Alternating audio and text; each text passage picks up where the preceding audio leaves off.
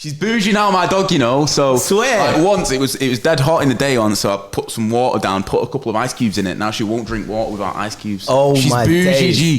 Soon she'll be asking for sparkling water. Yeah, exactly. Pour me that San Pellegrino in the bowl. That'd be crazy. Imagine. All right, people, what's going on? Welcome to the Double Down podcast. This is the podcast where we like to double down on our opinions. Craig, Mitch, Nick Dream in the building, and we got a special guest once again. Yes. He's been everywhere. Everywhere. All over the gram. He's on podcasts. He's on radio. He's on flipping hit YouTube shows. He's on TV. It's the one and only Jordan Hames, bro. Let's hit a round of applause for my brother. Thank you, bro. Thanks for having me, Thanks for having me, man. Come on, man, bro. People probably don't know, like, I don't know if people they might see that we follow each other, but they don't know how much we probably actually talk behind the scenes. Man. Like, we chop it up. You're a proper cool guy. I've seen your journey. My boy Sven, shout out to Sven. Shout out Sven, man. JD Massive and that. Who's that? It's our boy. He works for JD, basically. He's from Manchester. He's a manny boy like Jordan. Yeah. Well, mate, I've known Sven for... like 12 years, man, because we both used to play for Bury Football Club, innit? Wait, Sven was a baller? Sven is a baller, you know. Oh, he's a baller? Well, okay. He's a baller. Shout out Sven, okay. Shout out Sven, so I think he still plays now, I think. Yeah. He's got a frame for it, he's massive. Yeah. He used to go through people, but he's a year below me, innit? But he used to play up quite a bit because he was big, innit? He was like a big guy, so yeah, shout out to Sven, man. Shout out to Sven, man. But yeah, he brought me on to Jordan. Like, obviously I saw you on Love Island. That's when I first came across you properly. But then, like, while you was in there, he was like, yeah, no, like, Jordan wants to get on Filthy, this, that, and the third. Like, and I was like, oh, yeah, cool, let's try and make it happen. But then, obviously, I left Filthy. Yeah. And then I saw you went on Filthy, which was sick eventually, and you've linked up with the man then, man. But yeah, it seems like you've always had a kind of foothold or idea or, I don't know, your eye on the culture a bit, man, like from before. Because obviously, normally when you see people go on Love Island, you think that they're not in tune with the culture. Exactly. But you're someone that's always been very much in tune, haven't you? 100%, man. I feel like it was a hard decision for me to actually want to do the reality TV stuff, because when I see people come out of it, I see them go down like a certain path. But for me, like, I've always been quite self-aware of where I came from and what my core values are. Like, I've grown up with football. Music's a massive part of my life, whether it be UK and US, and like fashion's a massive part of my life as well. So I felt like they're definitely the key areas which I wanted to focus on. And when I've come out, like, it was hard, innit? Because for me especially, like, I had no manager. Like, I signed with a manager when I first came out, because like ITV will come to you and say, look, these are the pool of managers what everyone uses. I signed with one, but I couldn't actually like find someone that aligned with the visions that I had and the places that I wanted to go. So like, they was bringing me work, which was good money, but it's not about the money for me. Do you know what I mean? At some point, like, it's about like carving sort of your path. So I was with this management, they were bringing me jobs which wasn't taking me where I want to go. So I went on my own sort of thing and just sort of chose the jobs which I wanted to do, and that brought me more happiness than making X amount of money and doing X amount and promoting all this shit. Do you know what I mean? That's just what I focused on, innit? Just making sure that I'm doing the right thing, which I would do whether I've got a platform or whether I've not. Do you know what I mean? And you've done that, bro. You've never navigated your way through. You've had some big moments as well, bro. Like, obviously Love Island was a massive moment, like being in everyone's yard. That's crazy in itself. I don't know, have you got any like ideas? Like, I don't know, you probably watched Love Island. Yeah, I watched a bit of it. Is there any like, how does it work with Love Island? Because I'm sure you've answered these questions a million times, but are there like any myths that people feel that go on and stuff that you can kind of dispel, or do you have to sign NDAs when you leave about the show? Nah, but you sign a contract beforehand. Okay. But obviously you've got to ITV look after you when you're in there, and of course, so, like, it'd be stupid to go and come out, and there's a few people that have done that, innit? Yeah. ITV will just cut them straight off. But it's like a fraternity kind of thing. You just In terms of the show, it's just filmed, innit? But what you got to understand about obviously reality TV is enhanced reality, so they'll make it look a lot more dramatic than it may be. That's what I was gonna say. Yeah, you know what I mean? They'll like find a storyline and like build around it. Narratives, basically. Make sense, sort of thing. Do you know what I mean? So, and there's 24 hours in a day, and it's an hour clip. Yeah, that's what I was going to say. How many of the storylines are like, when you're watching it back, you're like, nah, that wasn't like that. Or I ain't even watched it back, you know. Serious? It's too much, innit? It's because I've lived it. Done. I don't want it to. I don't want to watch it and then it get in my head and think, that didn't happen like that. I've watched a few episodes, but you know what? I have the bit that I enjoy about it is like the bits that weren't even part of the main storyline. The best bits of the show for me were bits that wasn't even a thing in the villa. It just happened in the edit and it popped off. Yeah. Like when we were nice. doing like the Harry Potter stuff and just doing daft stuff. Yeah. That's what I enjoyed about it. How did it feel wearing like a mic all the time?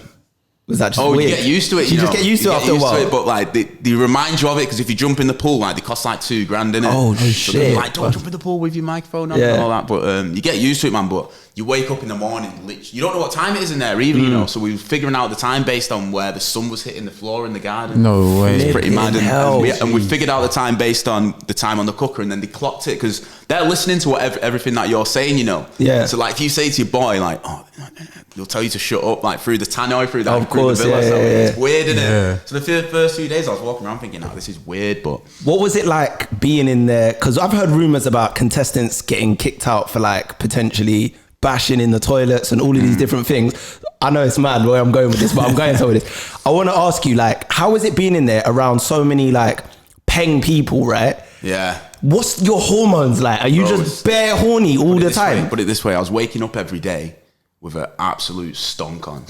And like, I was just thinking, right, I live with these people, I'm just going to accept it, so I'll just get up and walk around. I don't know if the edit, I watched it back, but man was literally like that. But how hard is it not bashing or doing anything in there? So like in the bathrooms, they've got a CCTV camera, but they don't look at it in case. I don't know if they look at it or not, but people were bashing in there, do you know what I mean? Were bashing in there. But the thing is, like once a week, you go and get a trim or whatever, do you know what I mean? The girls will get their hair done. So like you'll go to a casting villa with no cameras, so you can you do your business once a week. I was thinking how you always had a fresh trim. They always got fades in there. They're always looking good, boy. I had a mare in there with my hair though, because I dyed my hair like just a tint of blonde, bam in there. It went bright orange. Yeah, I was gonna say when the sun hits. I was on that show, I was clapped, you know. When the sun hits, I was clapped on that show. Fam, I gotta ask you as well though. Like, see when you come out and then you know it, because you go in and. I think it's fair to say certain people in there are YouTubers and they go in or whatever, but the majority of people that go in there are probably relatively unknown to the public. And then when you come out, you're like a celeb. What's that like? Loads of followers. Yeah. What's it like going in, you know, having a certain amount of followers and, you know, maybe people not stopping you in the street to then coming out and you're famous? What's that feeling like? Yeah, I don't think it's like I'm famous or anything like that. I just think like being recognised like quite a lot is mad though. I think when Love Island's on in this country, you are famous. You're famous, especially at that point, because you're in everyone's homes like 5 days a week, bro. 6 days a week. Yeah, it was. Most celebrities aren't even on TV that much. 6 days a week for an hour. When you put it like that. Yeah, it's crazy, man. When I came out, it was hard. Like, there's so much going on, and obviously, like the way I came out as well, there was a lot of hate and stuff. So you're like, wow, this is actually crazy. But I suppose you just like. You saying that mainly the females at that point. More than males? Was it more females at the time? Females, was there hate in the street? Was there hate in people saying stuff? Not really. Mainly just like people sending messages. But it's funny because now like people, because like I've been out for like a year now or whatever. People have maybe seen like what I'm actually like, not just what was a snippet of my life in a villa, which everyone watched. Like they can go on your gram and see how you are. Sometimes I'll get messages of girls now like saying, "Oh, you know what? Like you're actually a really nice guy." And I scroll up and they've been sending me hate. Like, when you go, that's hilarious. But it is crazy, man. Like especially when you're doing like PAs and stuff, like going crazy and stuff. But what about from like a mental point of view? Because like when you come out. And you know they talk about like young people dealing with fame when it comes. Obviously you get full like support. And stuff like that. Like, they still ring me now, ITV, which is stopping soon, and they'll pay for a therapist and stuff. But I was gonna say, you say man gone blank? Yeah, man's gone blank. What's my train of thought now? Was basically talking about like the mental pressures of it. The mental side of it. Just coming out and being super famous. Like, what's that like? Oh yeah, that's what I'm gonna say. So like before I went on Love Island, like I was modelling quite a bit for like JD and stuff. So quite often my face would go there and people would leave comments. So as opposed to someone that's like Lucy, for instance, who grew up in Cornwall and like she'd been completely sheltered, like I was a little bit exposed to people sometimes saying nasty things, and I feel like, and I said this before I went in, like the way my personality is, like I'm very like strong-willed, so like my dad always told me, don't let anyone else's actions get you down. So that's the mindset that I adopt to my life, and I adopted when I come out of Love Island. And to be honest with you, I've experienced a lot more love than hate, and I feel like that's probably why I've sort of done what I've done when I've got out of the villa. So I feel it's just about being strong, man. Like think whether you go on TV or not, you're gonna meet people in your life that are gonna try and bring you down, innit? Word. Do you know what I mean? So like, it's about being confident in yourself, being strong in your character, learning from it, being able to stay woke to them people. Yeah. And doing you, innit? Because no one else is going to achieve what you want to achieve other than you. So taking notice of other people trying to bring you down for it ain't going to get you anywhere. 100%. Stay positive. And that's the thing, like when I look at you, you seem like someone that's so driven. Like you're constantly working, constantly uploading,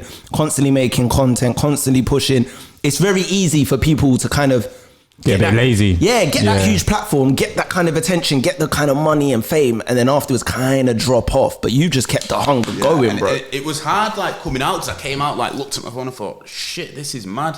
And I knew what I was interested in, like we touched on before, music, fashion, football. And I sat down with Sven actually, and we looked at your profile. I was like, this is like, and I don't even kind of gas you up here, but this is my inspiration. This is where I want to be. But I think like it's hard to see a vision of how to get there when you've just got this platform sort of thing. So it took me a while to sort of knuckle down what my brand was in it, because you've got to start building your brand and stuff like that. Do you know what I mean? So done it well though. Thank you. I think one thing that definitely helped push it in the culture even more was does the shoe fit? That was a massive thing. Yeah, obviously. It was. I looked online the other day. Actually, the views on that are crazy. They're mad.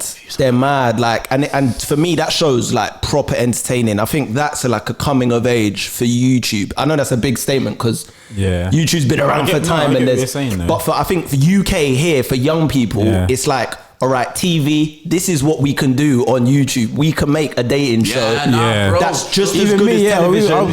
Did we watch it together? Or no, maybe. No, check this. So that got 1 million, 2 million hits on every episode. Yeah. And like shows like I think Geordie Shore recently got 40,000 hits on TV. Do you know what I mean? So like everything, it's shifting, man. That's shifting massively. And it's like it's the quality of the way it's shot.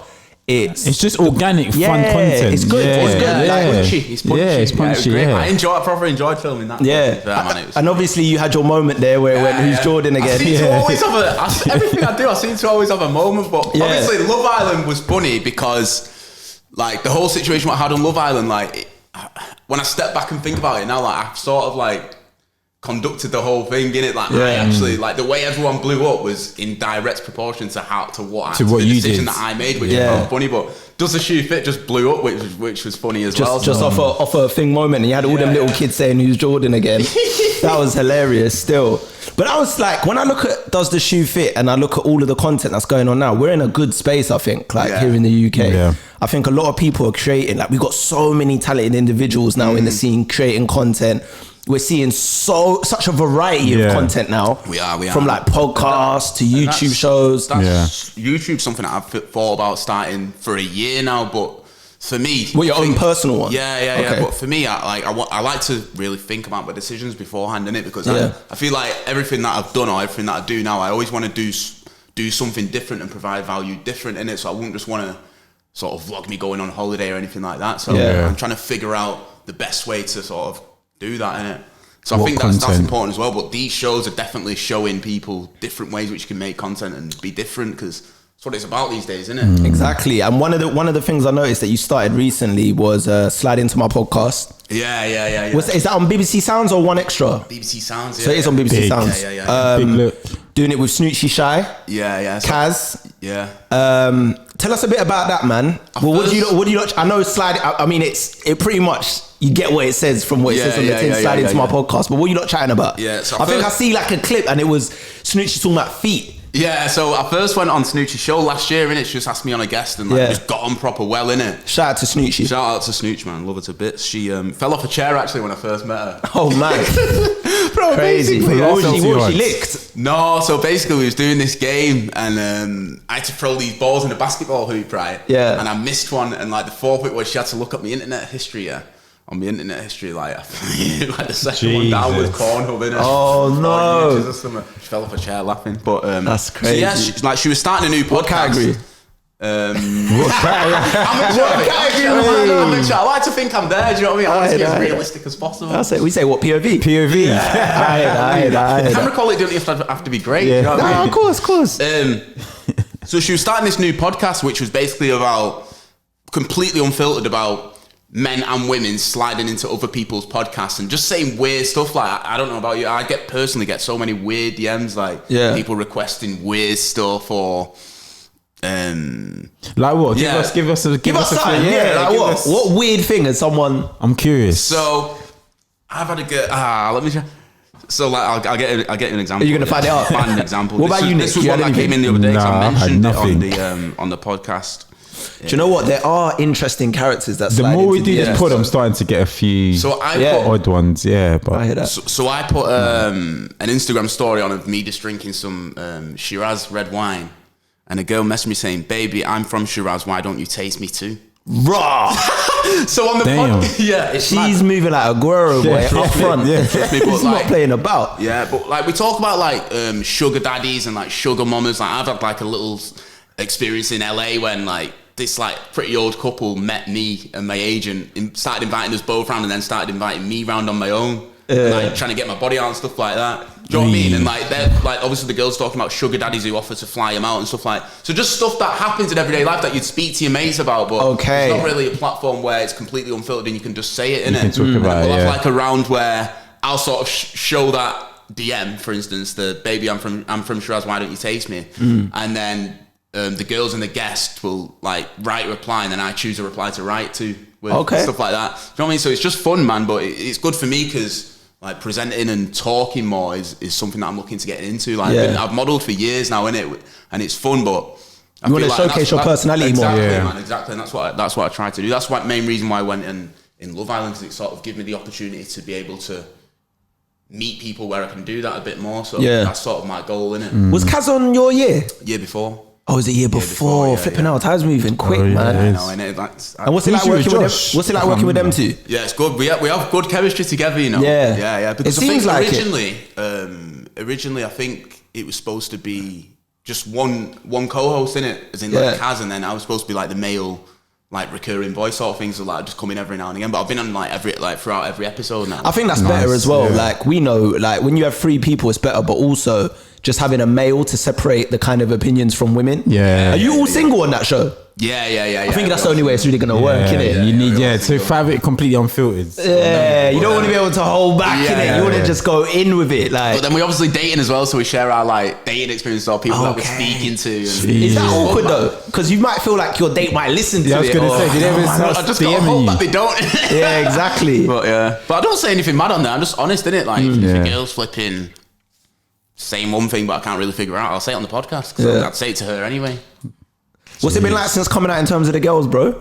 Oh, it's been good. You been cleaning up. It's been good. You've been cleaning up. You got the broom over there. I've reached a point now in my life, genuinely, where I'm fully focused on my work and like where I want to be in it. And like previously, like I'm 25 now, but when I've been younger, I spent so much time like chasing girls essentially, and like I've got to a point now where it's time consuming. You know what I mean? So I've got to a point now where I'm like, I know where I want to go. I've already written my goals for the end of next year. That's going to be my main focus now. Wow. Don't get me wrong, like I had fun when I got out of the villa. Do you know what I mean? Yeah, of course. I love money, bro. Yeah, I love money. Like when I started going there because of my ex, and I was going there consistently, like I started feeling like Manny is the calmer version of London. So it's like a mini London. Basically, I feel like it's got everything that London has. Like you got your Selfridges, you got the shops you need, you got everything you need. I needed to say Selfridges. There's just like shopping in London is better though, man. Obviously there's gonna be more variety and more shops. I hear what you're saying. But it's got loads of things you need, but it's just I think a calmer pace. I think London's just such a rat race. It's so much quicker, and even in Manchester, like because you ain't got a subway or a tube, should I say? Subway, it's like I know. Do you know why I call it Subway? Because Warzone, Call of Duty. None of you play that, do you? Do you play Call of Duty Warzone? You're a multiplayer guy. I remember during lockdown. This guy, that's another thing. This guy during lockdown was on Call of Duty, bro. As soon as lockdown finished, bam, I'm gone. out. Even me, I stopped playing it as much, bro. During lockdown, I watched too much Netflix. You know. I watched everything. You was on the PS4. Yeah, I was on it. It's so funny seeing all my brethren that were on PS4. Well, they've all stocked. Bro, at prime lockdown. And you're still there. Now and again. You're still there. But the thing is, I was a Call of Duty man before lockdown. Like I always played Call of Duty. That was my game. Like way more than FIFA. Like everyone says FIFA. I was always a Call of Duty guy. But obviously Warzone came out. Even though you didn't jump on it, Warzone's the thing. But basically on Warzone now, they're kind of developing a subway system on the map. Have you ever played Warzone? Do you even know what I'm talking about? You're deep in, man. Don't worry. The listeners know what I'm talking about. I've seen our demographic on the stats. They know what I'm talking about. Tap you out of it. Basically, there's a subway system now. That's why I said subway. But tube. They don't have a tube in Manchester. Yeah. You got to do trams and that. So it doesn't feel like a rat race as much. I feel like one of the things that make London a super rat race is the tube. That's why getting on there, hustle and bustle. That's why I moved to Shigwell, because I can't get on the tube. Like a sardine. I can't do it, man. Yeah. So you're saying congestion? Yeah, you pay the congestion, pay the parking. It's kind of like me, bro. Gets like that, man. It's just easier just jumping in the car, innit? Yeah. Just jump in there. Throw on some Drake, just cruise. Yeah, me. Just like that. Just like that. All right, listen. I got to talk about it, man. We got to go straight in and talk about it. Tory Lanez. We got to talk about Tory Lanez. Oh, man. Let's get straight into it because we spoke about this when it happened, like on this podcast. Yeah. About a month or two ago when it happened. Obviously, in the Hollywood Hills, they went to Kylie Jenner's party, Meg Thee Stallion, Tory Lanez. From what we know, there was a little argument. According to Meg Thee Stallion, gun was drawn. She got shot in the foot. She said Tory is the shooter. And this is where we was at up until a couple days ago. Boom! Shit's changed. Tory Lanez puts out a tweet saying, yo, 9 p.m. I'm going to start talking, blah, blah, blah. 9 p.m. comes. He doesn't drop a live. Everyone thinks he's going to do a live, innit? Maybe it's a quarantine. IG live. Or something. It's Did a they special. delete his He's Instagram back. for a while? He wasn't on Instagram since the shooting. Stop doing it. Back on. Boom. Comes out, drops an album. Calls it Daystar, which is his government name. Daystar, that's it. Picture of him. You should never trust a guy called Daystar. Like, Have Maybe you his taken parents in the thought he album? was some star. Huh? Have you taken in the album? Have you listened? I've taken in listened to 2 tracks. 6 songs. It's an 18-track album. It's long. I've listened to the first 6 songs. What do you think? We'll get into it. We'll get into it. Okay. But one thing I want to talk about, I want to get into is the album cover, because if you look at the album cover, right? Now in hip hop, what does it usually symbolize in hip hop when you have a picture of yourself on the cover as a child? Innocence. Was that what you meant? No, well, maybe they think that, but I meant all in rap, usually when you choose a baby picture as your cover, that's the statement. We've seen that like Nas, Illmatic, Biggie, Ready to Die. There's more examples. Lil Wayne, Carter 3 when he's a kid. Rappers use that as a way of saying, this is like my album, that this is the one now. When you put that picture of you as a baby, it's like they're trying to say this is the album, the coming of age, right? Cool. So for me, him choosing that picture was honestly, that was very symbolic of what the statement he was trying to make. He's used his government name. He's used a picture of himself as a child. I feel like he's saying, you know what, this is me, innit? I'm independent now. Have it. I'm going to be real transparent. You're going to get Daystar now. Fuck Tory Lanez, fuck all of this. Here's the problem. Bro, I've listened to this album. Listen to this album. It's mad toxic. It's toxic, fam. I can't lie. The beats are cold, which we know Tory is good at playing beats. For him to do that as an album, it's interesting to see whether he would still do that, whether the shooting happened or not, because he's a really big artist, isn't he? He's a massive artist. Like the numbers that he's pulling in on his lives, like, crazy. He supported Drake. Do you know what I mean? Like, he was doing 30 million monthly listeners on Spotify. Like I check monthly listeners on Spotify for my favorite artists. Like that's pretty good. That's in the territory of like Lil Baby, Young Thug. Like these are big artists. He's up there. Here's the problem, right? He's a singer and a rapper. Equally. If not more a singer than rapper in recent years. And we know that's where the bread is. And the bread is also where the girls are. My bro, he's lost the girls now. Let's be real. Because I'm seeing, and this is from what I'm seeing on social media, the females are not having it. I even see Snoochie tweet about Tory Lanez. Like, fuck him, no one wants to hear what he has to say. They are behind. What is going on with the court case? Obviously, he's out on bail. There is no court case. There's no court There case. is no He's court not even out on case. bail. There's no court case, bro. So she hasn't pressed charges, it seems. She's just saying, in the court of public opinion, you did it. You shot me. You're the shooter. So why is she not prosecuting them? This is what we don't know. No one knows. It doesn't make. It's weird. No one has the details. This is why it's such a confusing, murky situation. And you know it's what just, I'm gonna say? Go on. First of all, it's unfortunate that she got shot in it. I want to say that first of all, but I think there's something is missing in this story. You know, I think. Do you know what I mean? Like, is it? I'm just gonna say this. Is it a coincidence that when Tory Lanez goes independent with no label, he's accused of this, gets arrested, but then he's put out, I don't know if he's on bail or just let out with no charges? Well, that's interesting. That's the question everyone's throwing up, and it's funny you say that because if you listen to this album, that's the theme of this album. He's basically saying that the music industry, and more specifically Rock Nation, who manage Meg, obviously owned by Jay-Z, are conspiring against him, bro. This is what he's saying. So on the intro track, he basically says, "I don't care if Shorty know Jigger." So he's saying, I don't care if Meg knows Jigger. Like, I don't care. I'm going to speak up on this. On another song, he says that Rock Nation are conspiring against him. And then on another song, he says, fuck Mo, the guy that does the Joe Budden podcast. And he's Big's little brother who's part of Rockefeller. But what I don't understand, if he didn't shoot her, why would you not just come out 2 months ago and say, listen, this is bullshit, fuck the rumours? I would never do that. And the thing is, why would you not say that? We can't talk about, like, pandering to that. We can't talk about, it's legalities, he can't talk on it, because there is no case. There's no case. Yeah. You ain't brought in, so there was nothing from my knowledge that was preventing you from speaking. There's so much on this story that don't make sense. Like, doesn't make sense. If someone shot me, Craig, if you shot me in the foot, I'm telling everyone. Yeah. Well, like, you go in prison. Yeah, you know exactly. What I mean? Yeah. It's so simple. That's why I don't understand. That's why I feel like there's something's missing in the story. Like, well, I've got a quote here, right? So he's got a song in there called "Money Over Fallouts," where he talks about Kalani, Cash Page, Bumby, who's why obviously Kalani? Because he was on a song on Kalani's album. Okay. And she took him off the song when this happened. It's mad, fam. Politics, industry politics. Did you name Kalani after Kalani? Yeah. You say big Kalani fan? Yeah. Lit. Are you saying this to Kalani? Yeah, a little bit. Kalani's quite dope still. I don't really go for girls with tattoos like that, but it's just something about her, man. I love her. I feel like everyone feels like that about her. She's I feel like everyone feels like that about Kalani. I've never seen the hype.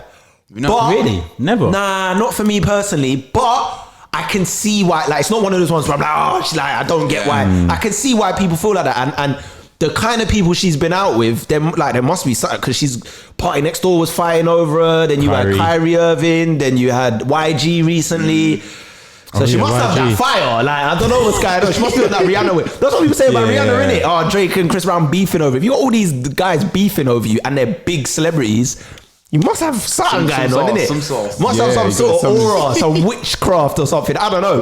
But on this song, Money Over Fallouts, he says, basically, I got to see a couple questions. And I don't even know if that makes sense. I got to see a couple questions. How the fuck you get shot in your foot, don't hit no bones or no tendons? So he basically did it to rhyme questions and tendons. Hate when Americans get away with that. Or should I say Canadians, or depending on your accent, you can rhyme words. Like, we can't really rhyme questions and tendons. But they will be like, the questions and tendons. Like, they'll just like, they'll make it. You know what rappers kind of he was like, how the fuck is your team trying to pay me in some whole millions? So he said that her team is trying to pay him in some whole millions. Whole millions? I think he just tried to do it to make it rhyme, like 10 in the whole millions. Why would they pay? Yeah. Why would they pay him if he's the one that shot her? This is what it's the whole thing. How the fuck your team trying to pay me in some whole millions? What's he talking about? And furthermore, let's go back to this thing about I lost 10 million because of this cold business, right? So obviously pandemic, you've been cancelled, you've lost money. Yeah. But he's saying, I got like 10 million followers that's going to roll with me. Bro, 10 million followers means nothing, bro. Because how much of those 10 million followers are going to buy your album? So let me use if they stream it though, let me use 6ix9ine as an example. And I know they're two different artists. 6ix9ine has 24 million followers on Instagram right now. So he has double Tory Lanez and then some. He sold 50,000 albums. Yeah, he's not...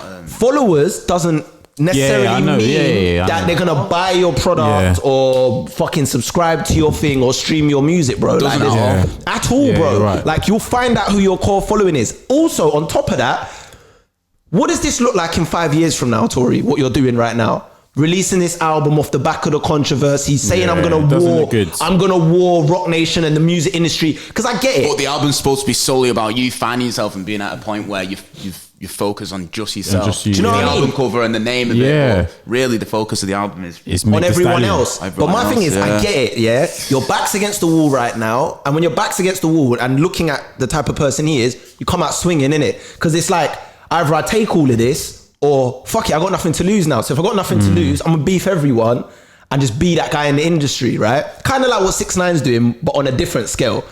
My problem with that is, you can do this now. He could drop this album off the back of it and use it as an opportunity to address everything.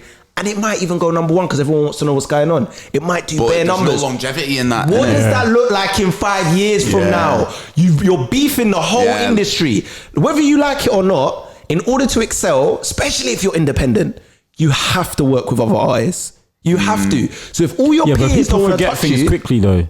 Bro, did you see what Rick Ross put out yesterday? What? Yeah, I saw. Rick Ross said that was a what did he say? That was a sucker move using the album to address it, especially a day after Breonna Taylor dying. I don't know why they keep linking that. I wouldn't link the two. That's not even linking. I can see why. Go on, why? Explain. Because a black woman was shot and killed by the police, and you shot allegedly a black woman. So they're like, where's the love for the black women? You can't put an album out now and address it. No, but the whole issue is that he shot a black woman. So it's like I get that. Straight after the bat. I see where the connection is, but for me, it look. That's a reach, innit? Just keep it. That's like leave Breonna Taylor.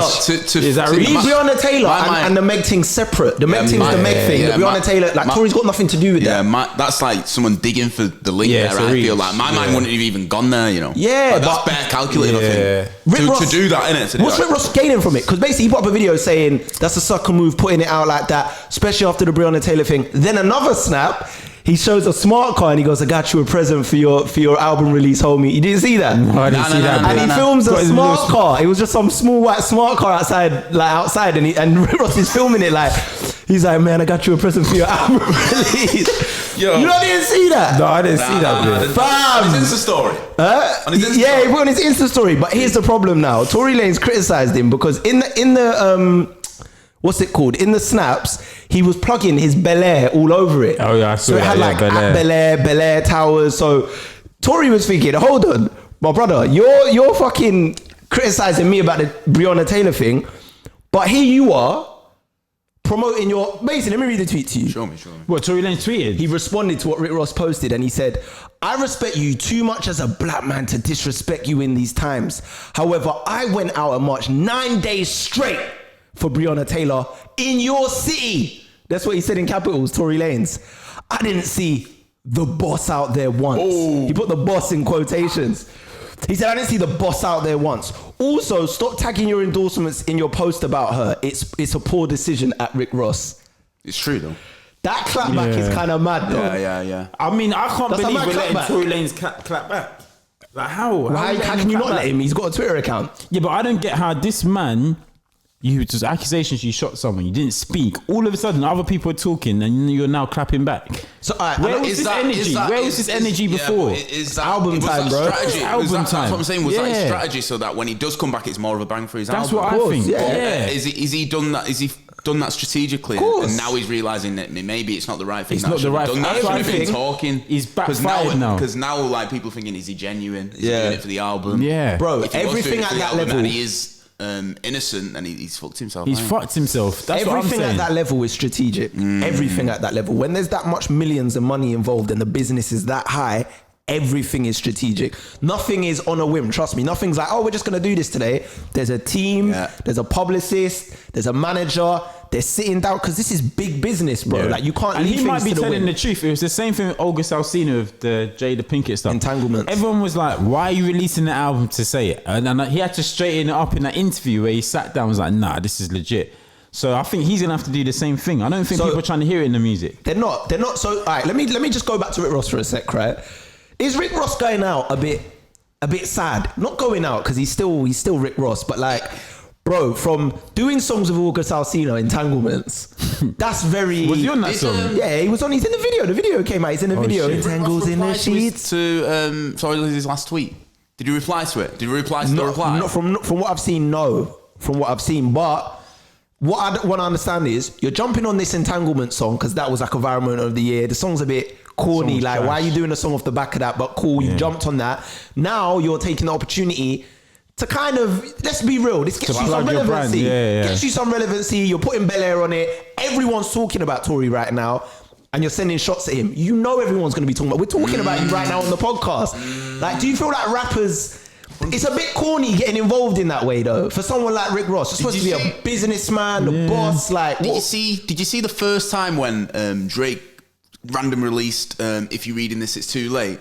And then I think he was one of the first artists to do like a surprise album and surprise everyone. And then loads of other artists started doing Beyonce it. was the first, to be clear. Beyonce the first, sorry. Yeah, that Beyonce album. But Drake was one of the first. He was around there, yeah. So do you think this is a new trend where artists to either become more relevant or to drop new music, they create something which is going to create a hype? 100%. Bro, they've been doing that since the dawn of time. Yeah. They've been doing that since But they do it a lot now, like with social media. Yeah, Oh, yeah. Now it's out of control, bro. Like Kanye West is borderline, he does it all the time. But like, he's been doing that since day one. My thing is, with people, that's why I'm talking about Rick Ross specifically. Yeah. Because I'm like, you don't really need to do this. Like, you got Wingstop, you got Bel Air, you're a boss, you got businesses, you're so rich. Do you really want like the clout in that way? Like going at Tory Lanez? Like really? I don't know. Personally, I'd just sit it out. Do you think he's entitled to do that if he wants? Just call him out. Yeah, why not? Yeah, why not? If you don't rate what he's doing, yeah. Personality. Now, I would probably just sit it out and concentrate. But would you? Yeah, I would. Exactly. I don't know. It depends if I didn't like him already, then maybe I'll be like, nah, homie. So you take time out your day to record a thing and say, Tory, that's just, you do that. I can't see you doing that. Do you know what? Yeah, maybe I wouldn't. It's clout. But you got to remember, he's got a product to sell. So he's like, this is free promo for that Bel Air. So then what Tory's saying it's a win-win. Stop tagging your endorsements in a post about her. It's a poor decision. I'm not going to lie, he's bodied in there, isn't he? Do you know why? Shall I tell you why it's a good clapback? Because in Rick Ross's video, he said releasing the album was a sucker move. That was a poor decision. And he ends it by saying, also stop tagging your endorsements in a post about her. It's a poor decision. Oh, yeah. So it's like, that's like, you can tell Tory's like one of them King Petty guys. You can see, even when you listen to this album, bro, it's all like, you ain't got no achievements. Yeah. Why are you chatting about me? J.R. Smith, the basketballer, called out Tory when he shot Meg. He addresses him like, talking about me shooting, your shooting percentages from the blind and rubbish. Issue with him. You know that meme? He's getting in. He's an artist, isn't it? So that's what they do. But my issue is, you know that meme where, you know, every time like a team is playing shit, there's bare Spurs ones, when it's got that midget guy and then there's like, you know, there's big... The short one where he's fighting everyone. You ain't seen that meme? Nah. It's like a midget just swinging at guys trying to fight them. And then they're all like laughing. I feel like he's looking like that now. You're just trying to clap back at everyone and everyone's like, dude, man. Like, so what do you think? Is he finished out here then? Who? Is he going to do a 6ix9ine? Because in my opinion, 6ix9ine's done. Yeah. From what I'm seeing... 6ix9ine's done, yeah. I don't think he's that done. I don't think he's done. From what I'm seeing, like, and this is just what I'm seeing, I could be wrong, because I don't spend bare time scouring the whole forums and everything, but on Academics page, it seems like guys, males... are with him still. Nah, it's some so deep. And then females, they wash their hands of him. That's what it seems like. But that's what I'm saying. That's why it's a problem for him, because he's like Drake. He's a hybrid. He sings and raps. And that's what's a big part of his success and his brand. And we know that the majority of females like the singing. This is a generalization. A majority of males like the bars. So now, how are you going to make those singy songs? How much women are actually going to buy into what you're doing? Yeah. Do you get what I'm saying? Right. But look, you could say the same thing about Breezy though. True. Exactly. You could say exactly the same thing about Breezy. Girls hated him for a while, and then, do you know what I mean? I feel like he's pulled it. He's pulled it back. Yeah. I don't think I feel like he'll never be the same, but the music, he has pulled it back. I don't think Chris Brown's pulled it back with white people. I don't think he has. He has, man. Do you think he's had #1 hits? I don't know though, because he's so talented, isn't it? The music was undeniable. The music was definitely undeniable. Like, when he came back with Juices, I don't think you could even put Tory Lanez in the same bracket. No, that's what I'm saying. You can't. Yeah, you can't. You can't. All round artists, you can't. I don't think. So much harder, man. Because at the end of the day, Tory Lanez is an artist that makes music with a bit of auto-tune. Like, there's a lot of guys. Yeah, there's a lot of guys can do that. Like, I could listen to a Tory Lanez track. And it blends in. I think, it's a banger that I'll bop to it in the car, but I wouldn't think, oh shit, that's Tory Lanez, that's hard. Like, I'll just listen to it and bop to it a bit. Yeah. And more importantly as well, like, Chris Brown is an all-round entertainer. Yeah. So he can sing, dance, perform. Like, once you can dance, it takes you to like that triple threat level of like Beyonce, Michael Jackson, because when you put on a show, you can bang out the vocals, but then you put in a real dancing performance. You know, like Usher, these people. People like Tory Lanez and these artists, they can't dance. Like, you're not putting on an all-round production when you're performing. I seen Tory Lanez live when I saw Drake in Money. Yeah. Energy. Was that MEN? Yeah. Okay. Yeah. Energy, but shit performance. Yeah, I saw that too. Energy, dead. Like, he'll move about, like, word the crowd and that, but he didn't sound good. The auto-tune sounded dead. One thing he does though, I've clocked though, when he does them smaller shows like Shepherd's Bush Empire or whatever, he was one of them artists, Tory, that like climbs up and then jumps off the second thing into the thing. Dead, bro. I mean, it's better then just standing like when I watched Future at the O2, bro, my man had a black curtain, 4 female dancers behind him, and he was just rapping. It was terrible. And also the difference between Breezy and Tory Lanez is that Chris Brown owned up. He's like, I fucked up. I've done wrong. He did, yeah. Let me keep this. This guy's denying it. He's I don't understand. Was there no witnesses? What? Who saw him do it? There was a security guard. And there was a female in the car, bro. Meg's friend. Haven't they come out and said, No, but they haven't come out. They haven't come out and actually clarified what happened. That's why all of this is fucking weird. Why is he not in jail? Why hasn't Meg's friend just put a camera on going, this is what happened, blah, blah. Like, what's going on? Does it? Something's not adding up. Yeah, something's not adding up. Why is he not in prison? Pieces of the pie are missing, bro. I can't lie. But you know what else is interesting? And the power in the internet is mad. Like, who will decide whether Tory Lanez is cancelled or not? Do you know what I mean? The community. It's true. When does it decide? You know what I mean? Like, it's a community, innit? So whatever this is how I've clocked how cancellations work, right?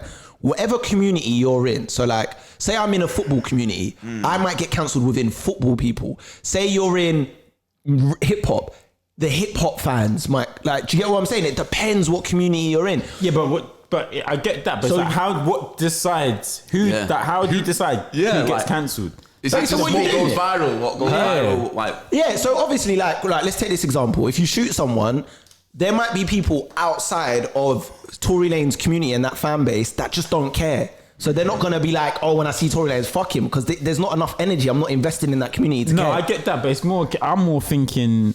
I think it's more a case of like, if someone allegedly says you've done something, when does it become like we're gonna cancel you? That's just bullshit. Okay. There's always people chatting shit about people, innit? But when is it enough people to say, nah, this person's cancelled? Do you know when I've clocked? I think it is when media publications kind of give it that certification. So when they start doing headlines and all of these things, that's when people it's cancelled now. Yeah. Like that's. Do you reckon it's that then? Yeah, it always interests me because obviously someone starts saying it. Yeah, exactly. And then for it to actually click on is like, and you might maybe be right. And I think also the certification usually comes as well, which I've learned, and certain people, when other celebrities and high profile people do it. I wasn't going to say that, but that's true. They start endorsing it, or like taking him off her album. That's true. Yeah, you're right. Yeah, it does actually. Yeah. But you know what also certifies you? That blue tick. What also certifies you as a cancellation in my eyes is when you apologize. So like, once you've apologized, you've admitted that you've done the wrong then, and then it gives people the license to say you've done it wrong. Whereas if you don't apologize, and obviously this is contextual, it depends on what you've done. If you've done something mad, then you have to apologize because it's the right thing to do. But see, when we see these little cancellations, like I remember during lockdown, people were cancelling loads of like influencers and stuff based on previous old tweets about black people. So I remember people found colorist tweets and things of that nature, and they were trying to pull up rappers. And they were saying, oh, you're cancelled, but it wasn't a real cancellation. And I think the reason it wasn't a real cancellation is because they tried taking like, who was one of the rappers out? Like, I think there was like One Ace and people like that. But people realised if you just stay silent and don't say anything, after a while and come back, people don't care after a while. But say it happens when the first heat happens. A statement in that. Yeah, when the first heat happens, the moment you write that paragraph and then post it on social media, you've accepted that you fucked up. Yeah. And then it just gives people the opportunity to go, and then what happens is media outlets then go, newspapers apologizes. Like, thing happened to me with the Liverpool thing. Liverpool thing went viral, the Phil Fellas clip. Did you release a statement? Yeah, I apologized. I said, yo, I'm apologizing if I offended anyone, this, that, and the third. Then newspapers said, BBC presenter apologizes for saying this, and then it becomes a certification. Oh, we're cancelling this person now. I feel like when you don't apologize, and this isn't relevant to me because I felt like I had to apologize for what I said, but certain people, if you don't apologize, then what's the BBC gonna write, or what's the newspapers or any media outlet?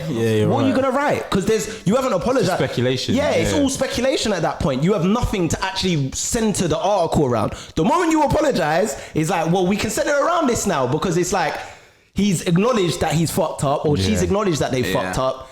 that's the moment. Yeah. Do you get what I'm saying there? Yeah. Other than that, like you said, it's just free for anyone to interpret who's been cancelled or not.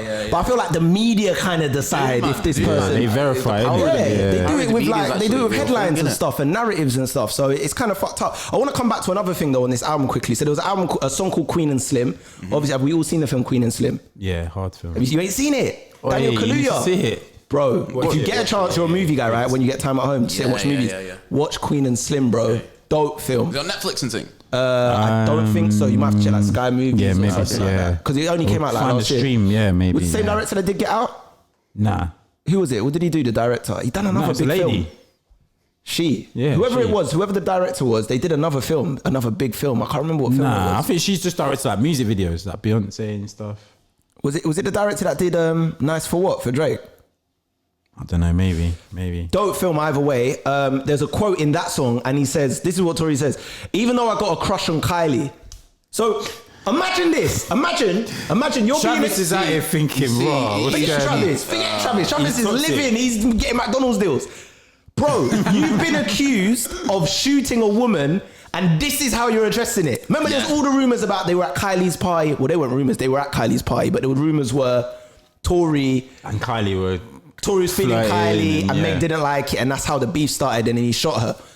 Man knows these are the rumours going around. This is what you're putting in the album, bro. This is like, you know when people write those tell-all books? Fishing, you know. Yeah, like fishing. Do you think... Sorry, go on. No, I was going to say, this reminds me of when O.J. Simpson did that book, If I Killed Her, This Is What I Would Have Done. Did you ever see that? Nah. So you know about O.J. Simpson killing Nicole and them lot in the 90s? The documentary. Yeah, he released a book years later saying, I didn't do it, but if I did do it, this is what I would have done. He released a book like that. What the hell? This is what this reminds me of in album format. Do you think that everything that's gone on, he knows he's done out here, so he's just going out with a bang? That's what I think. Because it sounds like from these quotes, he's digging his own grave. Yeah. He's just like, let me just cash in before it all goes mad. Yeah. I don't think it's one final match. I think he's going to continue to release music and do a career. I just think it's like what you lot said. He's on this. He's on this 6ix9ine thing now. Where like everyone's blackballed me. So fuck it, I'm going to do this. What interests me about these guys that are so big in the music industry, he's obviously got a team around him. Yeah. What bullshit are his team feeding him? Yeah. Has he got like a team that are just yes men saying, do that, That's what I think. Or like, are they actually thinking the bigger picture? I don't know. Yes men, you know. They must be yes men. Yeah, they're yes men. Reckon? They're thinking the only way we're making bread is with Tory. We just got to go with what he says. It has to be that. Because I feel like when an artist gets to a certain level, they probably don't take too much direction off anyone that they're listening to. Yeah. Like, listen, I've got myself this far based on what I've done. Yeah. Listen to me.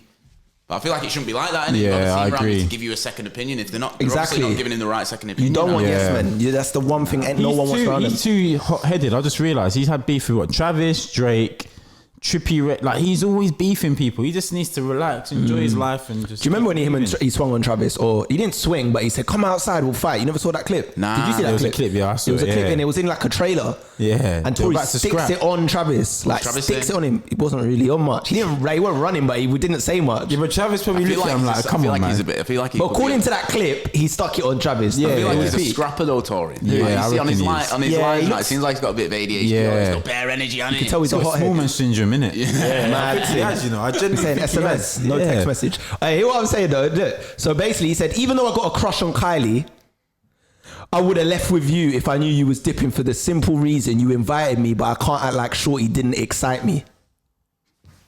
Talking about Kylie. God. How are you saying this? You know everyone's angry with you. That's what I'm saying. This is like you're just saying, I'm gonna dash. I'm gonna fan the flames more. Let me fan the flames. He said, I took a wrong turn that night. I went out of turn and everybody think I wasn't the wrong one that night. You was just too drunk to even see it. It's funny because the timing of this release, not only the Breonna Taylor thing, this past week, Meg Thee Stallion was on the cover of Time magazine. That's a massive thing. They called her one of the most 100 influential people in the world. That was this week. And she was just announced as a musical guest on SNL. That's like a big thing for our artists when you become not the performer, co-host. Yeah. So this is a massive week. So strategically, you've released it in this week. The week with Breonna Taylor's hearing, Meg Thee Stallion on the cover of Time, and host of SNL. Do you think this is a coincidence? What are the numbers saying on the album so far? Can No, I don't know yet. No, I think because it only came out on Friday and it's what is it? Or Thursday and it's only Saturday. Yeah. So I don't know, man. Like for me, it's weird, bro. It's weird, but he addresses the Breonna Taylor thing on the album as well. There's a song called "What's Culture." I think he's lost 500,000 followers. You know, has he? No way. I swear he's on 10.5. His monthly listeners have gone down. He was on 10.5. He's on 10 mil now. Jesus, bro. I'm 3 weeks ago, he was getting 30 million monthly listeners. million. He was getting 30 million monthly listeners on Spotify. Now he gets 26 million. It's gone down 4 million. Things are decreasing, bro. Usually when you put out an album, your monthly listeners are supposed to go up, no? That post didn't even get 1 million. Then it got 600,000. That's like 5% of his. It's crazy. It's crazy. There's a song called "What's Culture," bro. He basically says, I refuse to be the poster boy for black women unprotected. My mama black, my sister black, my baby mama black. So how the fuck am I unaffected? Black women fueled my whole career for years. So don't make me some type of tear and imperfection. Jesus. He's just talking. Say he's trying to address the fact, people saying you shot a black woman. He's trying to say, listen, what do you look at these lyrics, bro? This is a bit audacious in my opinion. There's a lot of audacity involved here. Like, people are on you for certain things and you're just talking this talk. He's going to become that guy, man. Yeah, he's on the 6ix9ine vibe. No one takes notice of because he knows he just chats. He just talks, That's Do you think his talent will see him through? No. Nah. He's not Chris Brown. You think he's going up against too much of a machine? Yeah, he's going for too many people. Do you know what the difference as well? Teams around them. Their teams around them that have got good connections in the industry. No one will want to work with him, innit? Yeah, exactly. Do you know what? There's something we can't forget though. We have to talk about this with Chris Brown and the difference. And this is major. We have to take into account, in my opinion. Chris Brown, yes, what he did to the biggest star at the time, Rihanna, was mad, and everyone went mad, and he did get cancelled. Yeah. But you got to remember, he was still signed to Sony. He didn't get dropped, and they still had his masters. The difference between Tory and Chris Brown is Tory's out of a deal.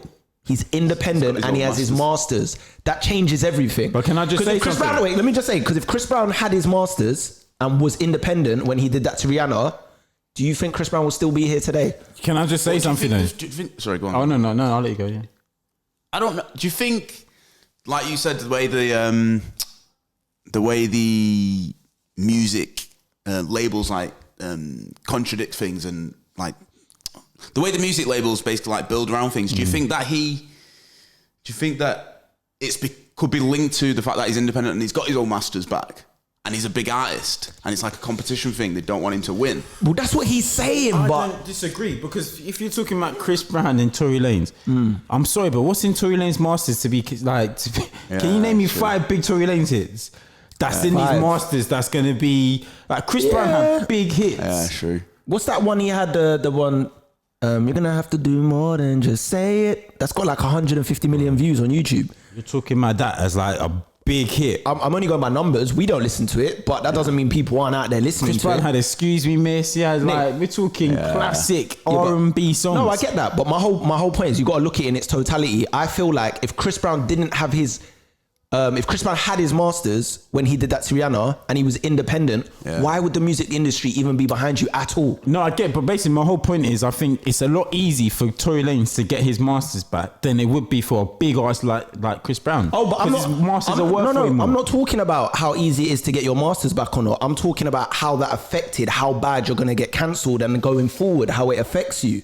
What I'm saying is, because Chris Brown was signed to Sony, no matter what was happening, that's Sony's investment. Yeah. So they're going to still try and pull strings to make sure you get certain deals or whatever, because you're still signed. They've still given you a huge advance. They've invested lots of money in you. No, I get, when you're independent, you have no machine behind you, bro. No, I get that, but I'm trying to say, I don't think the labels see Tory Lanez that much of a threat to be doing all this madness to stop him. If you're getting 30 million monthly listeners on Spotify, and I just told you the kind of artists that are getting those numbers are Young Thugs, the Lil Babies. Jay-Z gets 19 million on Spotify monthly listeners. That's because he's not. Jay-Z's not on Spotify. No. But I'm just giving you a perspective. But he's not relevant now, though. I'm giving you a perspective of the type of star Tory is. So if you're whether you like it or not, if you're churning 30 million monthly listeners or not, I mean, if you're churning 30 million monthly listeners, labels look at those numbers and say that's profitable. What do you mean no? I get that. The numbers are the numbers. It's not enough to make them say, do you know what, Meg, pretend you've been shot, we're going to bring this... No, I'm not saying that. No, I'm not saying that. That's not what I'm saying. What I'm saying is, I'm just going back to the Chris Brown thing, just rounding that point off basically by saying the reason Chris Brown was maybe able to overcome that, not just the fact that he's super talented like we all admitted and agreed with, because he was pulling the money. He was still signed to Sony, so you need the industry. That's why Tory Lanez is going to be fucked, because bro, when you do this and you ain't got no machine behind you, Chris Brown still had a machine. When you ain't got no machine whatsoever, when it comes time to, I want my album promoted, I want to be on blogs, I want to be on Billboard magazine covers, it's the label that sorts all this stuff out. It's not the artist. You got to try now independently use your own name and your own team and convince them to play your song, be on this in this magazine article, get this bit of promo. When you have got a label behind you and they look after loads of other artists, then it's a mate's game. And they're saying, look, Tory's been through a bit of a bad patch. I've got X, Y, and Z person behind me. Take Tory. They won't want to break the relationship, will they? It's all linked, bro. The radio plugger knows the label, that knows the PR man, that knows the person at the magazine, that knows this. It's an industry, bro. It's all linked. It's very powerful. If you're an outsider now, and on top of that, because you're independent. So once you're independent, you're an outsider anyway. But you're independent, and everyone knows you as the person that shot a woman allegedly. And this woman's one of the biggest things in music right now. Time magazine's 100 most influential people on the planet. Brother, how does this look in 5 years for you? How are you going to navigate through this industry when doors are going like this? So like, in summary, no one's going to have any loyalties to Tory Lanez. That's what you're trying to say, innit? Like, no one's going to feel like they owe him anything, or no one's really going to be like pulling a few favors for him. And not just that, I'm not saying you need the industry. Like, if you've got a big enough fan base, you can make your own money, tour and do your thing. The problem is, Tory Lanez wants to be the big commercial guy. He wants to be Drake. He wants to be these individuals. He wants everyone talking about him. He wants to win awards. That's the type of individual he is. So this is going to be peak for him in the long run, unless he's comfortable with just being like a currency, you know, like an underground artist that just tours, gets their money and keeps it moving. Maybe he's just going to have to settle for that now, bro. I don't know, man. We're going to have to see how all of this unfolds. I think it's interesting.